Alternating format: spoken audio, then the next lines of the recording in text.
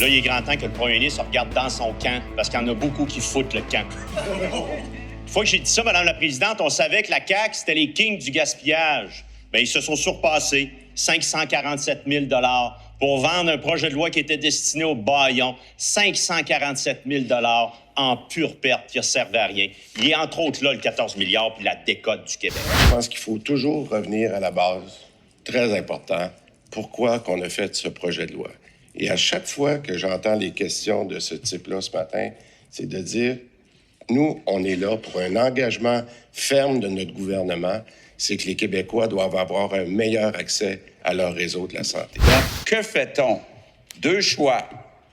S'écraser, comme le fait Philippe Couillard, comme le fait actuellement le Parti libéral, ou essayer de tendre la main pour améliorer les modalités, mais tout en gardant le changement de mode de rémunération qui aurait dû être fait depuis très longtemps. Ça fait 25 ans que ça aurait dû être fait. Effectivement, au Parti libéral du Québec, nous, on préfère avoir nos salles d'opération qui roulent à 100 au lieu d'un premier ministre qui s'écrase, qui refuse de mettre les ressources nécessaires.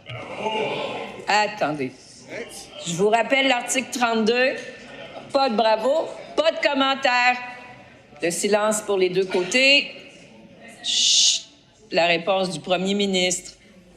Madame la Présidente, on vient d'avoir un aveu important de la chef d'opposition officielle.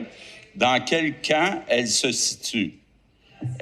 Est-ce qu'elle était dans le camp de Gaétan Barrette qui voulait changer le mode de rémunération ou dans le camp de Philippe Couillard qui voulait pas de chicane avec ses amis médecins? Aucune réponse, pas juste à nos questions, aux questions de ses propres collègues. Parce que vendredi matin, il y avait un caucus sur le sujet. Il n'était pas là, le ministre, puis sa porte-parole a dit qu'il n'y avait pas besoin d'être là. Bien, nous, on va se faire porte-parole des députés caquistes qui se font pas entendre, dont un ex-ministre, député de Taillon qui a quitté, la députée de Laporte. Là, le collègue de Beaucenard s'est fait poser la question, allez-vous démissionner? Il a dit, je suis pas encore rendu là. Il va faire quoi, le ministre de la Santé, pour qu'il se rende pas là? C'est très rare là, que je suis pas d'accord avec le député de La Fontaine, mais là, encore une fois, je suis d'accord avec une chose, c'est important de bien informer la population, les députés, les médecins.